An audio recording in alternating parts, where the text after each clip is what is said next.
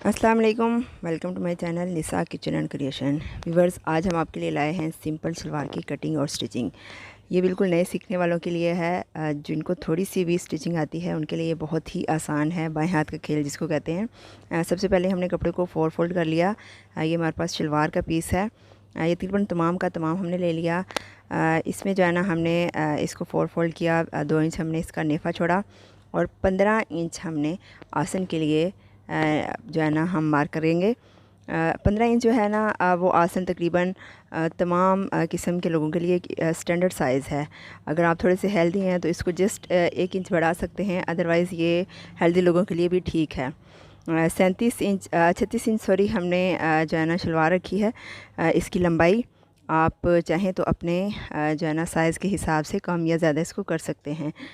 साथ ही हमने इसका पांचा रखा। तकरीबन 8 इंच पे हमने इसको जो है ना निशान लगाएंगे। 37 इंच जो है ना शलवार या 36 इंच जितने भी आप रखें, तो आप इधर ही से इसको फोल्ड करने के लिए नीचे ही से आप कपड़े को मज़ीद आगे बढ़ा के कम से कम 2 या 2.5 इंच आप जो है ना कपड़े को छोड़ सकते हैं। और इससे ये होगा कि हम जब जो है ना पांचा बनाएंगे तो हम इधर ही से फ़ोल्ड कर लेंगे, सेपरेटली हमें कपड़ा यूज़ नहीं करना पड़ेगा। साइड पे हमने बिल्कुल रेब वाली शक्ल में इसको जो है ना, अगर आपके पास पैमाना है इसका तो आप कर सकते हैं, वरना ये कोई मुश्किल काम नहीं है। आप बिल्कुल इसको रेब वाली सूरत में काटिएगा।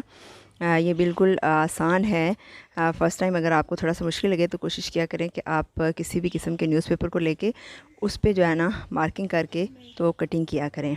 व्यूवर्स, अगर आपको हमारी वीडियोस अच्छी लगें तो काइंडली शेयर और लाइक ज़रूर किया करें और सब्सक्राइब करना तो मत भूलिएगा। अब हम जो है ना शलवार की हमारी कटिंग कंप्लीट है। सबसे पहले हम इस साइड वाले पे इसको नेफ़ों को फोल्ड बाद में करेंगे, पहले यहाँ से हम स्टिच करेंगे इसको। तो दोनों साइड के जो है ना हिस्सों को आपस में मिला लीजिएगा और फिर जो है ना इनकी साइड से हम स्टिचिंग करेंगे। ये जो लाइन है ये इसका जो अभी हम आपको कटिंग के दौरान आपको दिखा रहे थे, तो ये है कि अगर आप मज़ीद इसको बढ़ाना चाहें तो ये टोटल ऑल ओवर जितना कपड़ा था हमने तकरीबन तमाम का तमाम इसको जो है ना आसन की चौड़ाई में ले लिया।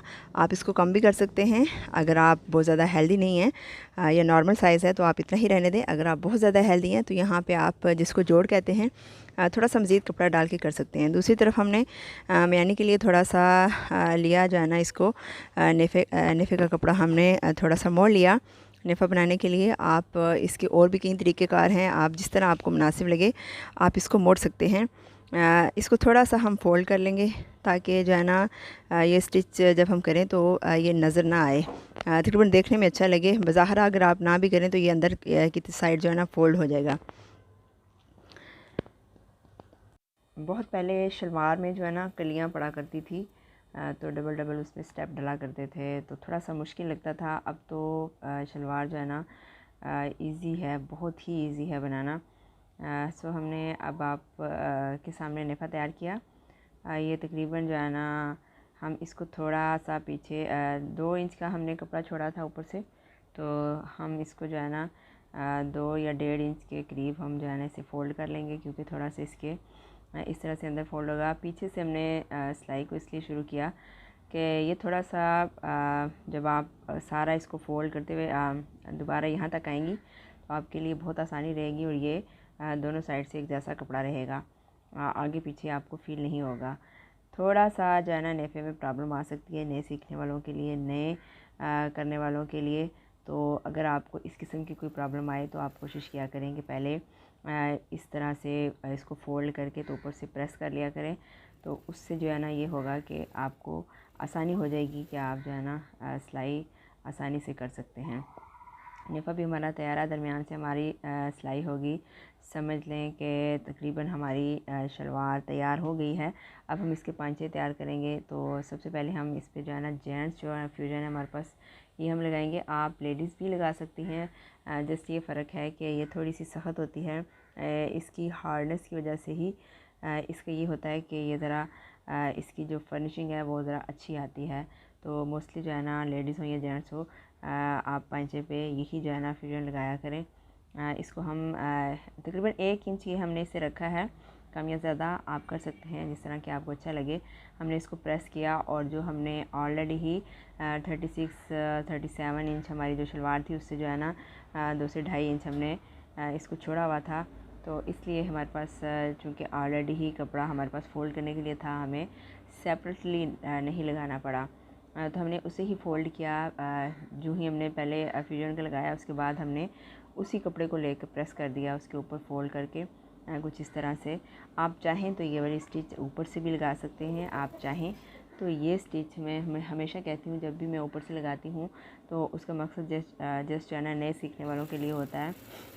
इसकी भी ये वजह होती है कि ऊपर से जो है ना चुनट्स नहीं पड़ती अगर आप लगाएं। मोस्टली ये होता है कि हमें समझ नहीं आती, लेकिन ये है कि अगर आप नीचे से भी लगाएं तो एक जैसी ही लगेगी।